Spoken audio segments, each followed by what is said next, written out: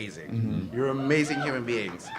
Seriously. Not just the amount of fan art, but the amount of fan fiction and the amount of speculation about the origin of relationships and what things mean either ahead of time or going back, and they've really helped sort of build out your timeline. Jeffrey, you and I were talking about this a little bit in the lobby before we came here, but what I'd like to know is to what extent, I know you're aware of all this writing that's going on by your fan base. To what extent does that guide your writing, or does it not at all, or does that make it more difficult because you're trying not to feel like you've taken somebody else's idea that's already out there? Or? I mean, it doesn't really guide our writing in the way that we don't, the show is ours. You know, we wrote the show. The show became popular based off of writing that we liked to write, and we want to continue writing the stories that we want to write. And so, I feel like, fan art and fan fiction exists, and it's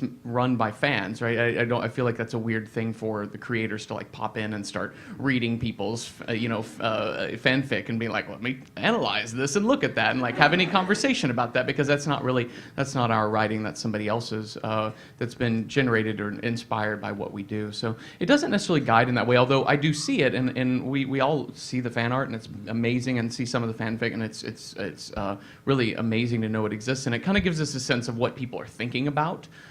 So that seeps in somehow, but it's not directly. We don't sit there and say, oh my God, there's so many stories about X, we need to write about X. We simply write the stories we want to write for Night Vale. Yeah, I mean, it's a thing where it's like the amount of fan fiction is amazing, and I'm really glad it's there, but I will never look at any of it. Just because I don't want someone else's ideas or views on Night Vale bouncing around in my head when I'm trying to write the story that I want to write. Makes sense. Cecil. Hi. Hi. That voice, man. Hello. You got a killer voice. Now, you record this stuff, and you guys may already know this, but I'm kind of interested. You are sent a script, and you record by yourself. You're not all in a room together recording stuff. And there are inherent challenges in cutting through copy and recording by yourself. So what's your process of dealing with what's very dense kind of prose? It's very. So I take a script that is sent to me by Joseph and Jeffrey, and because of the nature of this theater company that Jeffrey and I were a part of in New York, which kind of relies upon producing a great amount of material and writing and performing that material very quickly, I think it's just kind of in our nature to produce fast and don't necessarily get caught up in what is the most correct answer, but what is the answer that feels right in that moment, and just go with it. And a lot, honestly, that's a lot of the basis of how I decide how to perform these scripts is, I read it and then I read it again, and then I take a section and think, okay, it would be funny if I did this. Or I think the most amount of background work I do is if a character appears that I know that has already appeared, I'll go back and try and find them. And be like, do they have a funny voice? Did I do something special for them 25 episodes ago? Or I also like to listen to what the episode is that will be right before that episode and think, oh, that was a particularly creepy episode. So maybe this one could stand to have a little bit more lightness to it, or a little more comedy. Because a lot of what the great stuff about what Joseph and Jeffrey write is that depending on how it's performed, it could be any number of, it can be interpreted any number of ways.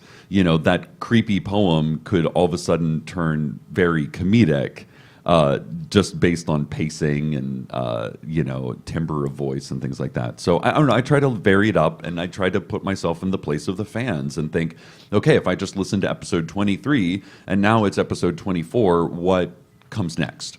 So I do that, and I record it usually in the middle of the afternoon in West Harlem in my apartment while the next door kids are screaming and there's like traffic going by and and then I ship it off to Joseph and he edits it all together.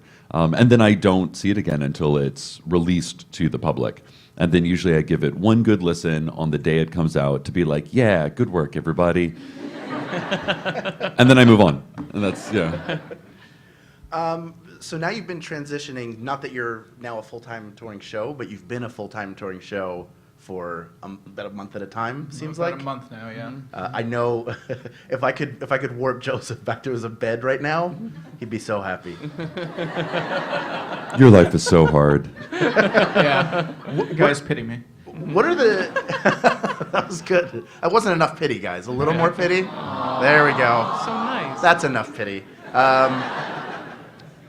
So you guys have been sort of transitioning it into a live show. I know you had done it right before you exploded. You had done some live shows, if I'm not mistaken, and then after it started to pick up and you've done more and more.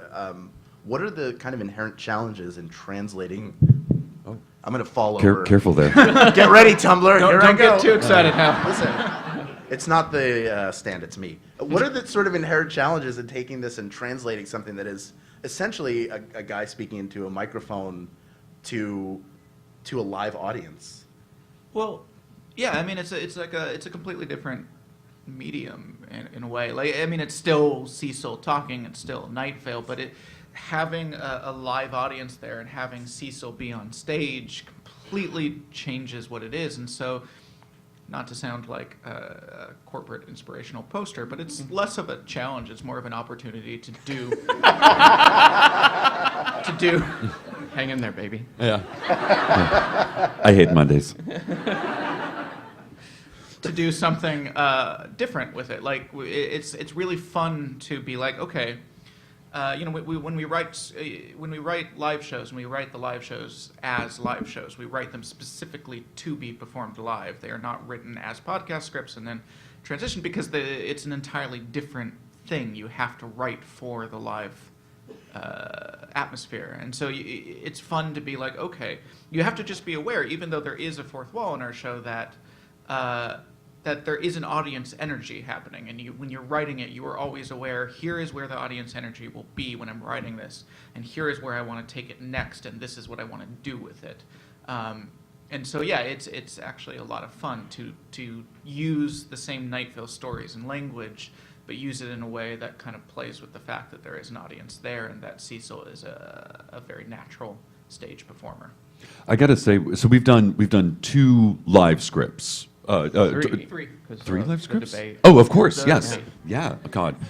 We've toured with 2 of them Yeah. though, and the touring script that we're doing now, The Librarian, is probably one of my favorite pieces of live theater to perform. It's just Come see it, y'all. It's really good, and it's because it was obviously written with it. It's a live experience for me up on stage, and for the other actors, and for the audience. It's very specifically geared towards a group of people sitting in a room, listening to a story and experiencing a story together. And it just hits every time, and it's always fun to do. How many of you have seen Night Vale live? Nice. Awesome. Fantastic. How many of you were at the show last night? Oh, all right. Yeah. So for those of you who are unaware, that was sort of like a crossover event. I mean, it Yeah. was. It wasn't It sort was. of. It was kind of It was that indeed. thing. It's very similar to one. I just have a question about this because I'm interested in it. And if you want to start lining up, I want to turn it over to you guys as soon as possible. Line up with that mic over there because you will have way better and more specific questions than I do. And I know you want to talk to these guys. Guys, There they somebody go. go to the mic. There they It's go. okay. We'll get to all of you. Oh, this is it. That's when the building fire began. No one has any questions? Yeah, they're lining up to leave. The restroom is that way. I don't understand what are the challenges of taking something like Night Vale that's so specific and then melding it with something that's so broad? Like, what was sort of the approach to that? It was, Oh, like you're talking about like in terms of the crossover. Yeah, in Yes. terms of the crossover. Yeah. Well, I think for me, like when we started really looking at the script, when we started Joseph and I started jotting down ideas. Joseph started writing our part of the script like sitting at a sound booth at some theater, maybe in Oklahoma City or somewhere. literally during a performance, I would be running sound and writing the crossover script at the same time, because on tour you have 0 work time. So Yeah. I was like, well, I have a computer in front of me. I'm sitting down. I'm gonna write. Yeah. Oh, press play. Okay, back to writing. Sitting in a cargo van during an ice storm, just typing away on. I my also laptop. we also wrote in vans while Yeah. driving.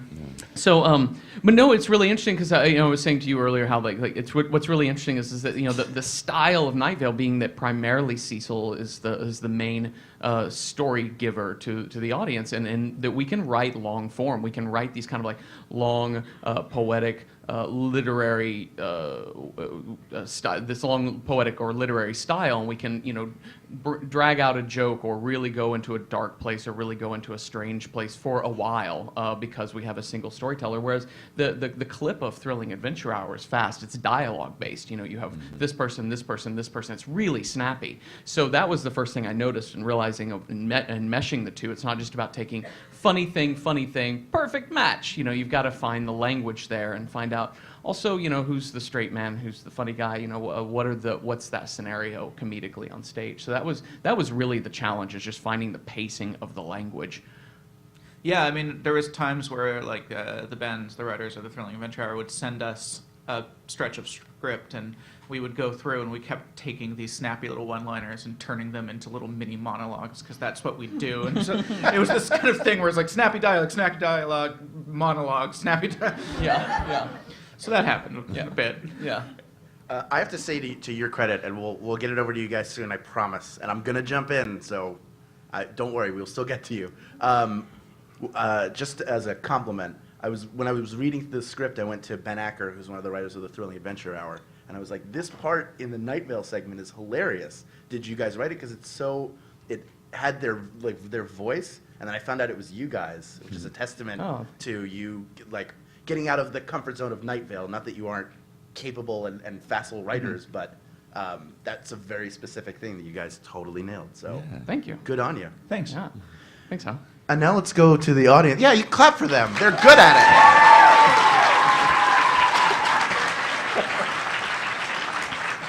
it. Jeffrey's taking some very important notes. I'm very excited to see these notes afterwards and find out what's going on.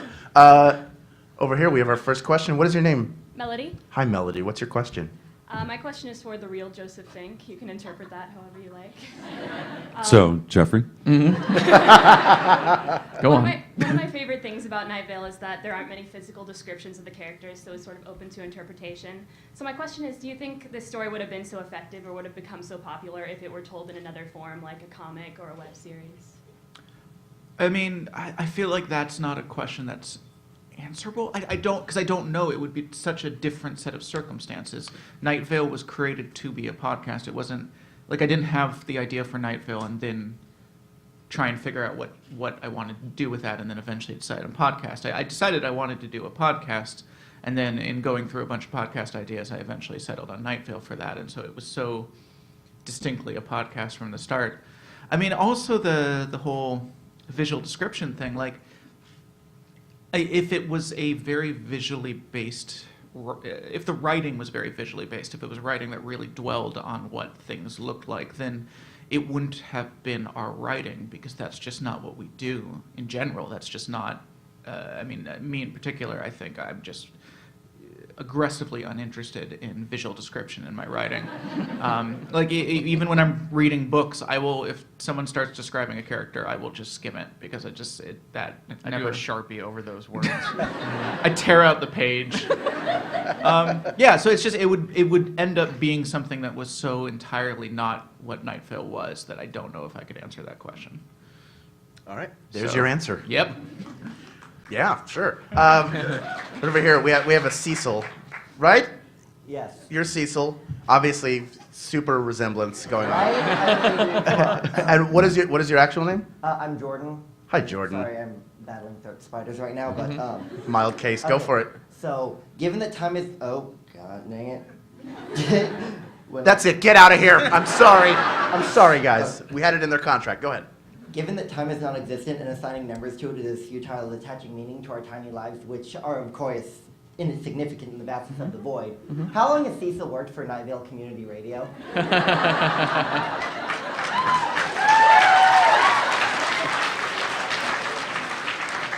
That's a great question. Yes, that is a question. Next. Thank you.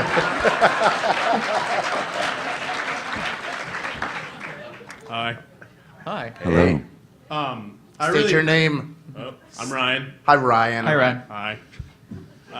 I really appreciate how Night Vale handles stuff like cultural appropriation and relationships outside the gender norm. My question is, how do you differentiate between creating a more positive status quo and just telling people your way of thinking is outdated, here's what you should be thinking? Do we do that? I mean, That seems very harsh. Well, that's I don't think I've no, ever that's- actually said you're wrong. No, that's what my question Like- is. How do you keep from going over Yeah, that oh, yeah. line? Yeah, I guess it's a thing where we don't, I think, have ever written to be a message piece. Like, it was never written to be like a thing that is more political than story. It was always written to be a story first. I just think it's a thing where I find stories interesting when they're written about the world as it is. And the world as it is a world full of people that are very, very different from each other and have very different ways of living and being and existing. And so writing in a way that doesn't acknowledge that seems boring to me. Like, you have to write about the world as it is, or else, I don't know, what are you doing? Yeah. So Thank you.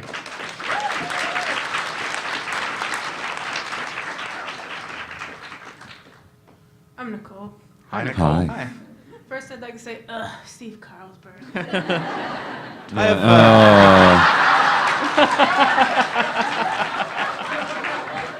have, Guys, secretly, I am very fond of Steve Carlsberg. I am. I think he's very misunderstood.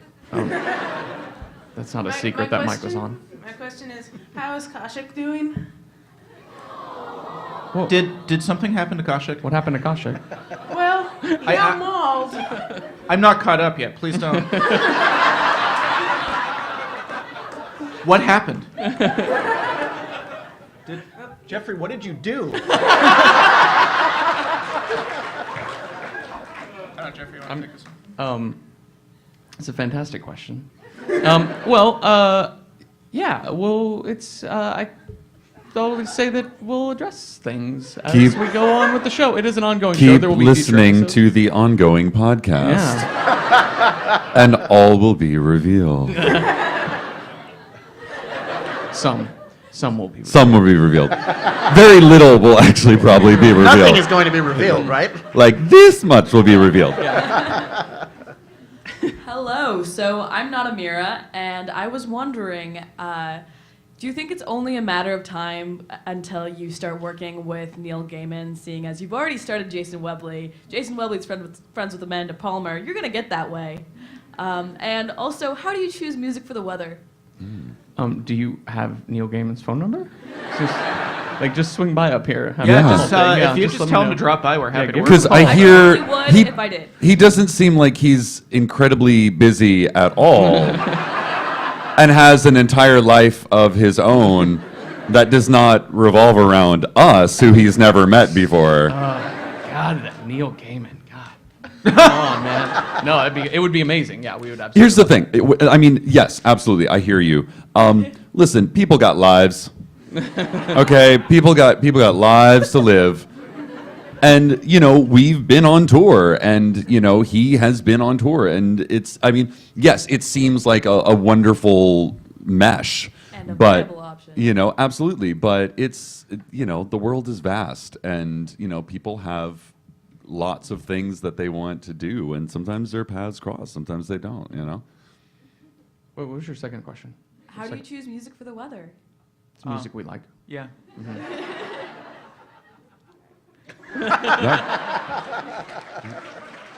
So, first of all, you're going to have to dispel any myths about the potential novel that I hear about, potentially. But mostly the question is about... Dispel? What myths are we dispelling? Yeah, Well, what is this? I don't It's going to know be made much- of blood or something? Okay. Well, since there seems to be some sort of hard and fast rule about being nondescript and you leaving the fan fiction and fan work to the fans and all that. But see, here's the thing. I really like maps. And if there's going to be a book, and if there's a world in said book, usually there's a map in the front of that book. So that would be great. I really love the map at the front of Catcher in the Rye. Yeah. It just shows you Yeah. It's a map of youth, right? Yeah. Classic. Yeah. It's a classic one. I would say that, I mean, I don't know what we're going to do because that's kind of, a lot of that is up to the publisher as well. I would say that if it were up to me, there will not be a map because I don't like visual things. It's actually a crossover novel. It's going to be the 8th Harry Potter book. Way to break that way too early. Yeah, I'm sorry. Yeah. Embargo that. No, don't tell anyone. Yeah, please. Hi, I'm Jolynn. I have a couple questions, if that's okay. The first one is, do you have any headcanon for how the characters actually look, like what Cecil looks like? And the second one is, are you familiar with the webcomic Homestuck? That guy is. That guy's. I'm going to do a quick thing and pass. Joseph and I have talked before about we don't really have like a specific visual on a lot of the show. Like we write from the story and not from what the characters look like at all. But I am. I've never asked Cecil that. Do you have an idea of do you think of yourself or do you think of? No. Yeah. I mean, it's one of those things where it's a very poor actor indeed that is more focused on themselves than they are on the other person that they're performing with. And especially when you are performing in your apartment with no one else but a microphone and you have to visualize the other people that you're performing with. Like, if I spent all my time thinking about what I looked like or what I was doing, then it would be very flat. I try to spend more time imbibing the other characters with life. And, like what Joseph was saying, what a person looks like or what they're wearing or things like that oftentimes is literally the surface of who that person is. I'm much more interested in how the two characters are reacting, how Cecil and whoever are reacting off of each other, how they treat each other, what they sound like, how fast they speak. I mean, it's more technical, from my point of view, but it has very little to do with, are they black? Are they white? Are they Native American? Are they, a temporal shift in time? What does that look like? Are they purple? If you're purple or if you're, Native American, does it matter? No, it doesn't. It matters if you're a good person. It matters if you are a kind person. It matters if you are compassionate or whatever the attributes of that character are. Much more interesting. Much more interesting.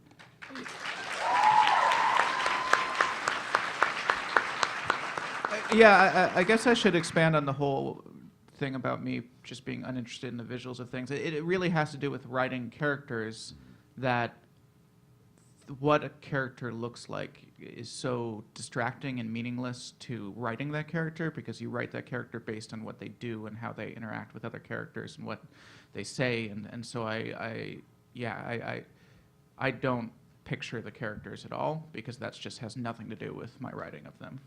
Now, having said that, I think it is fascinating that there at least 10% of the people that I can immediately see right now, just based on the fans themselves, have developed a systematic organization of would you stand up for a second? So, you've got the purple, the vest, the eye, the headphones, Thank you. Yeah, it's a thing. But that's not us. That's you guys. That's you guys out there that have created that and have kind of taken it like it's fan created, and that's why it's something that's fun and should be embraced because it's for you by you. You know. Yeah, it's a thing where like because y'all like to dress up and that's Yeah. fun. And if you're at a place like this, you want to be able to be recognized as that character, and so you've created this kind of system of codes of like this is me dressing as that character, which is interesting. Yeah. Yeah.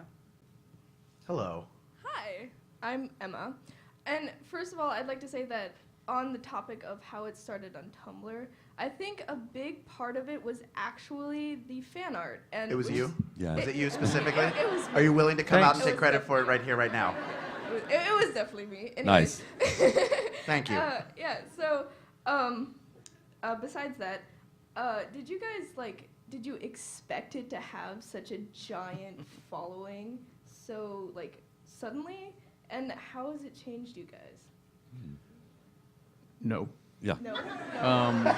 Like No, there we- was yeah. there You there was should a show where Jeffrey and I we were doing like an early live show in New York, and Jeffrey and I were standing at the line, and Jeffrey was like taking tickets, and I was just hanging out, keeping him company, and we were like kind of squeeing that there's like, oh my God, 20 people are here that I'm not related to, So obviously we did not expect this. No. You could fast forward that to San Diego. I was at that show, and afterwards, we were all pinned to a wall for 2 Yeah. hours. Yeah. By just the waves of Yeah. fans. Yeah. Yeah, it's not a thing where we thought this was unlikely. It's a thing where it just never occurred to us. Like we weren't making Night Vale to turn into anything. We were making Night Vale because that was the story that was interesting to us to make. And we were like, cool, maybe a few people will listen to this. It was just not something that was even on our radar as something that was possible. Thank you for your question. Oh, and then how is this changed? Oh, us? I mean, I'm sure in every way. Yeah. I don't know how. All of your teeth are gold self-reflective now, I'm. Joseph. Oh, We have yeah. all- You we got all have grills. gold teeth. Yeah. I mean, it's become more of our. It's taken up more of our lives and our time. But because we're doing a live show, we all sort of do this full time. We took 2.5 weeks in January to do a West Coast tour, and then we took 30 days in March to do another tour, and also to do the Emerald City Comic Con, and then and then we have other things scheduled later this year, and also Joseph and I are writing a book now because of this, and so all of that. Yeah, so it's totally changed our lives in terms of like what we do day to day. In a very vague way, I find that like in my career, a lot of things that I've been a part of had been set up for, the situation was in place. And this is kind of one of the first true projects I've worked on that is self-produced, and that's very different for me. It's not I'm going to my 9-to-5 job that is exactly what it is, and I'm just a little tiny cog in a great big machine. But it's something that, we're creating as we go, and we get to decide how to create that and what direction we want to go into. And that's really exciting. And that's, for me, that's one of the first times this has ever happened. So I like it a lot. Thank you, guys. Y'all are so polite. Yeah. You're like golf claps. Hi, Hi. I'm Savannah, and I'm sure a lot of us are wondering this, or at least if you're not, you should be. And something will happen if you're not. We're wondering if you're the real Joseph Fink. Yes, I am. Thank you for that. I mean, it's interesting. Doesn't your Facebook page say not Cecil on it?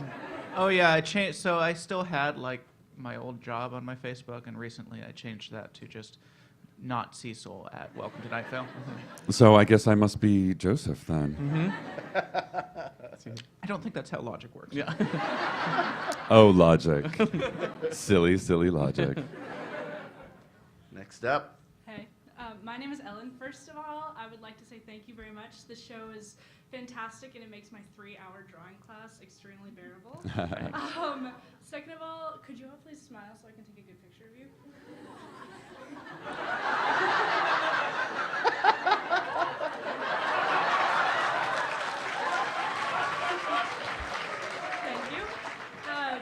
Okay, so I have questions that build upon each other. The first one is I've had to describe this show to my family about 12 times in the past 3 days because they don't understand my costume. And I was wondering, if you were to give a short description of your show, how would you describe it? And the second one is, how did you get the inspiration for this show? So elevator pitch. We'll go for the elevator pitch. I feel like you've described it 12 times, so you're probably way better at it than I am. Yeah, what's your... No? I don't know. We have a description in like our little podcast description. I guess that's the best one we have.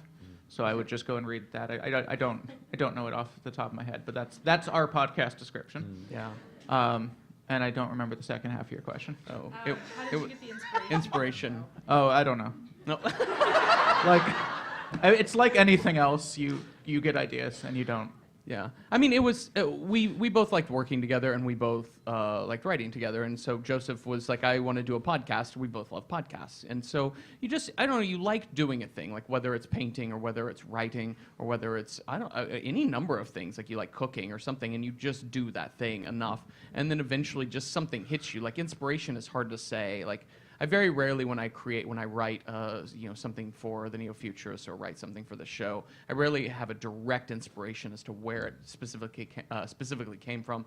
It's just a matter of when you like doing something, you do it a lot, and you do it a lot poorly. And then, but amongst all that poor writing or poor cooking or whatever it is, there's something that's good in there. And eventually when you're going through ideas and you're sitting there writing down certain ideas, you're like, what if I wrote something about an empty Dasani bottle? Well, let's write that down. And like, that's a terrible idea. I don't know, maybe it's good, maybe you like it, take it, it's yours. But you eventually find something really cool in there. So that's, I don't know. And that is how inspiration works. Yeah. Just to say, I often describe this to my friends as a Prairie Home Companion performed by Stephen Colbert, written by H.P. Lovecraft. Yeah. Okay. See, that works. There you go. Fantastic. You got it. So I think that the show is this perfect marriage of a beautiful, poetic, amazing writing and a beautiful, melodious voice. Thank you very much for your question. I wanted to know, Cecil, how did you get involved with the show in the first place, and what did you think when you read the first script? Oh man. Well, I was working with the Neo-Futurists with Jeffrey, and Joseph came to see a show, and I had written a play all about how I was struggling to get a voiceover career off the ground in New York for years and years and years, and over the course of the play I wrote, I made a gift of a Carl Castle style a voicemail greeting for an audience member. And Joseph apparently saw it and was like, yeah, he does have a good voice. And so if you had come to that show a few years back, you would have Cecil as your voicemail. Right? Yes.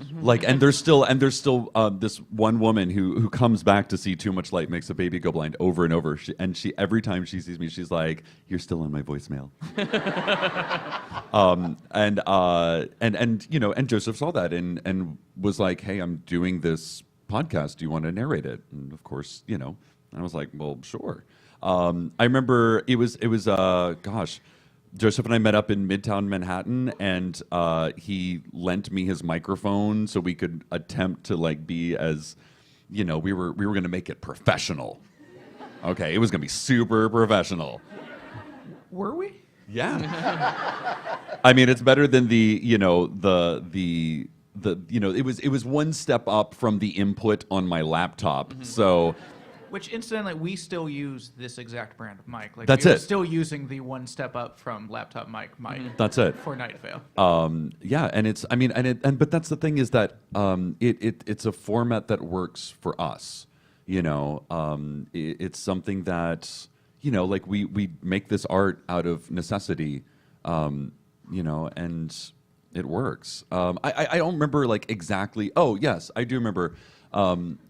When I read the script, immediately things that came to mind are Lovecraft, David Lynch, Prairie Home Companion, Firesign Theater, late night radio talk show hosts. I mean, all the things that are kind of in the script, and I got it. Also, I know these two guys, and I've experienced their writing and performing as well. I have seen them both perform their own work on stage, so I hear their cadence in my head when I'm reading the script. So it's not like getting a play from a playwright you've never met and you're starting from scratch. Like I know their sense of humor, and I know, oh, this line is funny if I say it just like this, you know. So that was it. It was from a place of familiarity and level of comfort that it felt right. So, Thank yeah. you. Before you go, we're not done yet. We're not even close. We probably have about 15 minutes. Okay, and I want to get to as many of you as possible. So I know you have multiple questions. Just pick the best one. And if you want to see these guys again, they're actually doing a signing down at booth 2702 from 1 to 2 p.m. It's noon to 1, I believe. 1 to 2. 1 to 2? 1 to 2 p.m. Okay, I don't know Joseph when will we're be there signing. from noon to 2. Noon to 1 Mountain Time. You can get tons of great welcome to Night Vale merchandise there as well. That's so right. just to throw that in. And we shall sign it for you. Yeah, and they'll sign it for you. They'll totally. Cecil signed the person who got the tattoo. There she is. There she Yeah, is. can I see that? I haven't seen that yet. Just from there, you can. Yeah, no, just stay there. flash Stay it there. And just hold it up. Yeah. I just want to see it. She tattooed a Okay. quote from Night Vale that I wrote on her arm onto her body yesterday in this building. So listen, I know y'all think you're dedicated. She's winning. FYI. The bar's been set. I was actually down there. We were doing a signing together. Yeah. And she came up and was like, I know you wrote this before. It's too big. Will you write it again? So just let him know what size you want for the original tattoo. Come on, guys. He'll do it, Yeah. including artwork, right? Oh. Just full MC Escher drawing. Hey, you get what you pay for. Exactly. Right over here, you're next up. Hi, I'm Ciela. Hi. Hi.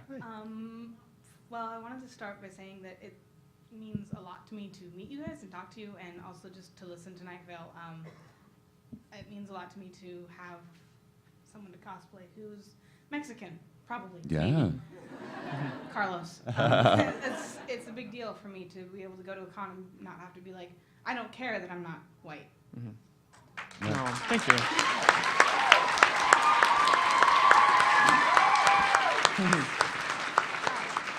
Stop that. Stop it. It's okay. You're making it worse.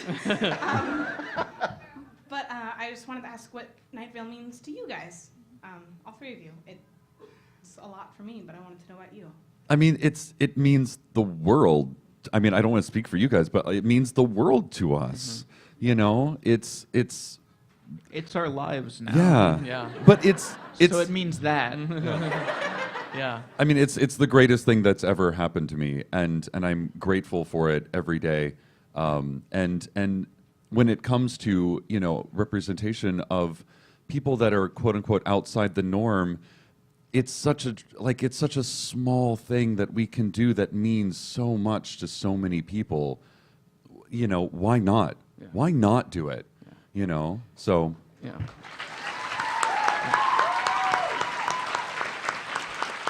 And I would also, I mean, adding in what it means too is that, you know, I've been doing theater, I've been doing stuff with the Neo Futurists for 7 years. My wife and I collaborate on dance pieces together, and you do a lot of theater and you do a lot of writing in your life, and you do it because you like it and because you love it a lot. And there are many shows that I've done where I just hope there are 20 people in the audience. You know, they've done a lot of shows where the audience does not outnumber the cast, and there are only 3 people in the cast. And so that's really hard, but it's fun, and you do it because you love it, and it's really, it does mean the world to me to do this. It means the world to me to be doing so many things for so long, and having never needed this to feel validated as an artist because I make art that I like. And to do a thing where I'm making art that other people like on this scale, and it allows me a place where twice a month I get to write weird-ass poetry, and people are like, yeah, I dig this. And this means something to me. That means a lot, man. That's really, really cool for me. Yeah, it's. I mean, I since I like learned what writer meant, and that was around when I was 4. That's what I've wanted to do. You know, as a job, and so this was not the path I expected, just as none of us ever take the path we expect, but Now we have a book contract with Harper, and I'm writing this thing every month, and so it's been everything I've ever wanted my entire life, is what it, I guess, means to me. Yeah, and in terms of, people keep congratulating us on the representation in the show, and I have to say it seems so sad that you would have to do that, because Right? it's such a basic thing that it's just like, I feel like we're just doing the bare minimum that everyone should be doing. That it's such a base level thing that it's not something that should be congratulated. It's just something that should be. Wait, reflecting the world as it is? Yeah, I don't know. How crazy. So I have to, I feel a little weird when people congratulate, because I'm just like, I don't know if I'm doing anything that great. I think I'm just doing what it should be done. Right. Thank you nonetheless. Thank you. Because even if it should, it doesn't always. No, I know. Thank you. Thank you. Hi, my name's Andrea. Hi there. And my question is that when you were writing Carlos in the show, was he more of a plot device, or was it like, okay, Cecil is gonna love this total babe that's a scientist? So when I wrote the pilot episode, I mean, I didn't know what I was doing exactly. I was just kind of putting together ideas, and Carlos was very much an idea at first. It was just kind of a thing I was doing. This idea of this perfect, handsome scientist, and yeah, it was just kind of playing with language and playing with that kind of what's the word I'm looking for? The whole thing of the like heroic science, way too beautiful to be a real human being scientist who comes in to save the day. The whole relationship is something that happened very naturally, and it was sort of a collaboration between us and Cecil's performance, in that Cecil performed, we'd write these lines that were sort of meant to be, not meant to be jokes, but just meant to be these weird moments, and then Cecil would perform them with such true feeling that, we would respond to that, and we would write stuff that was meant to be performed with true feeling, and then it kind of went back and forth until it was this very organic process of us realizing that this is where these characters were going. Great, thank you. Thank you. All right, I just got the 5-minute sign, so we're gonna blaze through as many as we can. Nice shirt. What is your name? Thank you. My name is Jay. Hey, Jay. And my question is, does NVCR have any specific views about the mayoral campaign?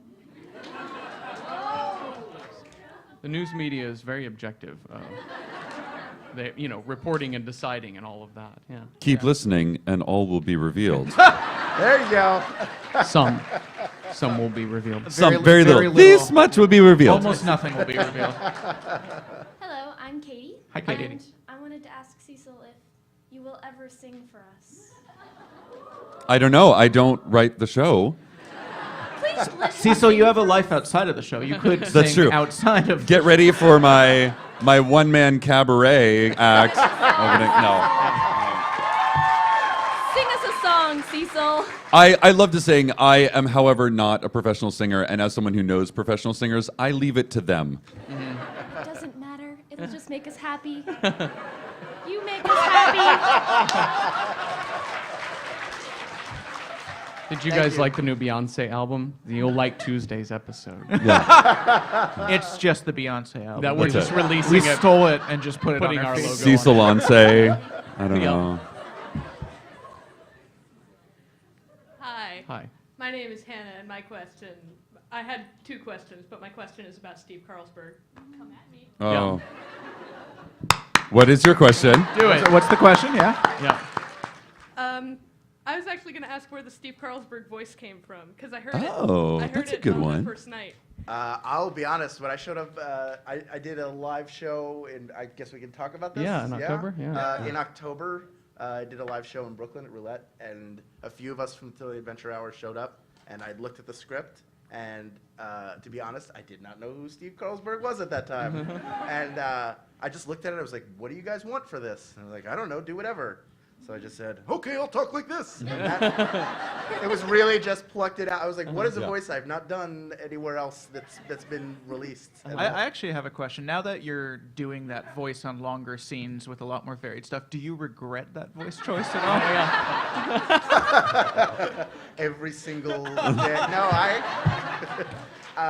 I just hope it's sustained. Like, you know what I mean? I hope I can Like play by through page it. 3, you're like, Yeah. Yeah, like, but you don't want it to be like, I talk like this and just listen to the sound of the voice, and that is all that is important. Yeah. Like, I want to make sure I'm Yeah. serving the writing and serving the other actors. So, yeah. Good question. yeah. Nice. Ask Hal more Oh, questions. no, Let's do it. Oh, yeah. You could, Hi, my name's Grace. Hi, Grace. Hi, Grace. Cecil, I was wondering if you're going to be doing anything besides Welcome to Night Vale and Too Much Light Makes a Baby Go Blind. I actually Will he? am. I am. No, I'm. So the Neo Futurists, we're opening a play in the middle of April, so just a few weeks from now, called The Complete and Condensed Stage Directions of Eugene O'Neill, Volume 2. So if you're in New York in April and May, come and check it out. I'm actually narrating that as well. It's more of me sitting at a desk at a microphone because that's what I do. But it's going to be a lot of fun, and it's in the East Village, and it opens in a few weeks. Thank you. All right. We're going to take 2 more questions. I'm sorry, everybody waiting in line, but there'll be more opportunities to talk to these guys. First, I am the real Joseph Fink. I am also the real Grace. Awesome. So, And your question is? my question is actually about the episode tapes. Because that is one of my favorite episodes. Because at the end, when Do you mean Cassette. Cassette. Yeah. When Cecil talks about projecting onto our younger selves, that struck a chord with me. Does that come from a lot of personal experience from you as an actor, or was that a lot of? I mean, it was these guys who wrote it. We wrote it. Yeah. Well, yeah, but he has to perform it. The performance has to come. I mean, it did. I mean, it obviously. Every time So I guess that is a question. Did it come from just the character, or did it come from a lot of personal experience across the board? Yes.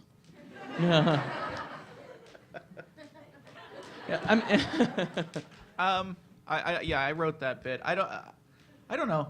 It just a lot of that stuff is just stuff that I'm thinking about at the time, and I'm really bad at explaining where my thoughts come from or the thought process that led to them. So a lot of times, I mean, like people often tell me they really like that bit at the end of Memory of Europe about time as candle wax and all that. That was something I originally wrote while wasted in Europe, and it was one of these things that I wrote it and then I was like went to bed being like, I hope that looks like anything when I wake up, and then I did a lot of editing. It's not exactly as written when I was drunk, but yeah, I'm really bad at explaining where that stuff comes from. It's just sort of, I don't know what I'm thinking. All right, thank you. I'll drink to forget. All right, good. Thank you. Last question. No pressure. Yeah. Oh my God. No, I'm no. Allison. Hi. Allison. So recently, we've been able to meet or hear a lot of the rest of the Night Vale community, like Dana or Steve or Carlos or Mayor Winchell, and I was wondering if you guys were planning on continuing that and continuing meeting the rest of Night Vale. Definitely. I mean, I mean, the beauty of what we're doing, being an independent show, is that we're not under threat of being canceled, you know, and so that's really nice. And also we don't run on seasons. We have an ongoing show. It's a news program, so we can kind of take any story and let it go for a while, or pick it back up, or make it bigger, or make it smaller, and because it's a community, and the community and all the people that make it up are the main character of the show, and so when we find new characters, we spend a lot of time in vans together talking about stuff, and there was a lot of things like, what if we did this, or what about this character and stuff, and so some of it comes about like you also meet really cool people like Hal or whoever that along the way that you're like, oh, I really want to get that person on the show somehow, and so eventually you find, Jessica is a friend of mine from a long time back, and I wanted to write something for her for a long time, and so when the Dana character came about, it just made perfect sense, and so sometimes those things just sort of come together, and then you have a way to say, this is how I can voice this person, and so yeah, so that when that happens, that's really exciting, and that we definitely want to always like find new characters to bring up or develop older characters that haven't had a lot of voice yet. Yeah, I have to say, coming into just getting to sit in with you guys every once in a while, that they're so welcoming. It's such like you guys, it's very easy when you have a small group that does something all over the country to be sort of more enclosed, but you guys are so open and welcoming every time I see you guys. And I've gotten to work with Dylan a bunch, and Jessica and Symphony, just the best people. Yeah. And it's such a joy to be a part of it. It's really, it's come out of just especially traveling around and then having this become bigger has just allowed us to meet all these really amazing people and these really talented people. And so, yeah, when you're a writer and you meet a really talented person, you're just like, I really want to write something and have you read it. That's really fun for me. There's something very satisfying about having a very talented person perform something you wrote. And so that's kind of been the joy of this, is just finding opportunities to do that. And general tip to anything in life, if you can work with delightful people, work with delightful people. It makes everything better. Yeah. Well, is there anything else you guys want to add? No, that's it. That seems a good note to end on. Yeah. Well, yeah, it's a great Work note to with end good on. people. Yeah. Work with good people, everybody. Ultimately, that's the most important thing. Yeah. Thank you to Jeffrey, Joseph, and Cecil. And welcome to Night Vale. Give them a hand. Thank you, guys.